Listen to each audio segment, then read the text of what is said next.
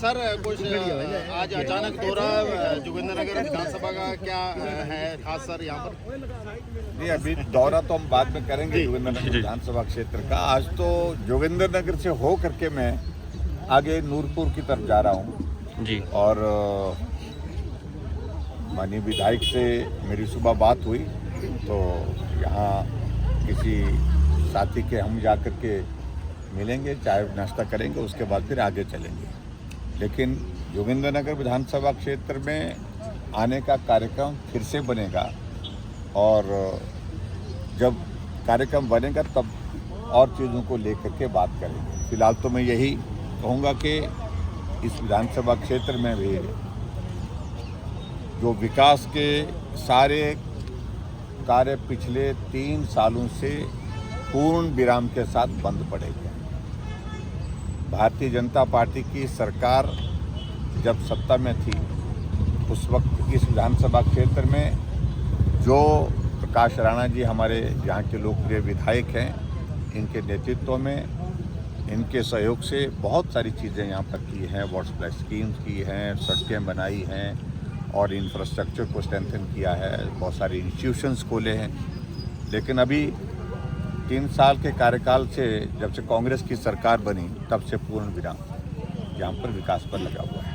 अच्छा, डॉक्टर की सिर्फ उसमें इतना ही कहना है कि सारे पक्ष को एक बार पुनः मुख्यमंत्री ने जिस प्रकार से कहा है कि हम एग्जामिन करेंगे, पूरा रिपोर्ट दोबारा सिरे से लेंगे, जानकारी लेंगे, सारे पक्षों की जानकारी, घटना घटित क्यों हुई, इसके मूल पे जाने की आवश्यकता है। और मेरा ये मानना है कि डॉक्टर के खिलाफ जो टर्मिनेशन का उनका जो फैसला हुआ गवर्नमेंट का, वो फैसला जल्दबाजी में लिया गया है। डॉक्टर्स की सस्पेंशन तक समझ में आती है बात, उनके खिलाफ कोई दूसरी कार्रवाई करने की बात वो भी समझ में आती है, लेकिन टर्मिनेशन तो बहुत रेयरस्ट केसेस में किया जाता है। और दूसरी बात मैं ये भी कहना चाहूँगा कि उन सारी चीज़ों को भी एग्जामिन करें।